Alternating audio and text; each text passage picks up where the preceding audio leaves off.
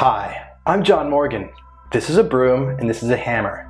Why the hell am I holding them? Well, my friend recently had his computer break. Actually, it's like yesterday or today. And he's leading this new organization that he's created, and he was thinking, shit, I don't have the money to buy a new computer. What am I going to do? Can I just survive using only my iPad and my iPhone? Can I get everything done just on these? And people kind of giving advice on different apps and stuff like that, and how to try to get by. And I was just like, dude, it reminded me of when I was a kid and my dad threw away his broom and his hammer. My dad was a property developer. He used to kind of contract houses to be built, general contractor in a sense. But he'd always had a broom and a hammer in his car. And one day he threw them out. And I was like, Dad, where's your broom and hammer? Because I always could see them in the back of his kind of SUV.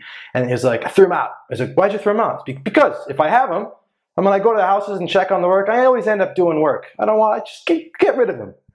And I was like, oh, okay. If I don't spend my time hammering and sweeping, then I'm doing actual business. I'm going to make more money.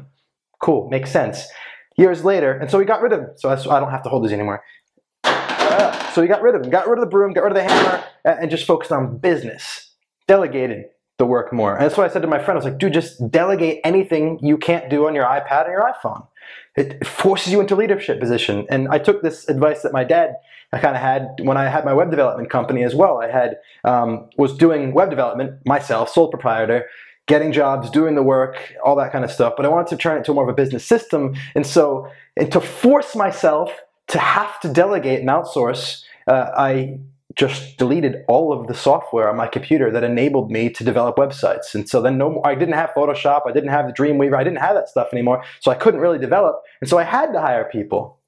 And so wonder what you could remove from your computer or from your life that would force you to need to delegate, to create more leverage, and to systemize, and to become more of a leader.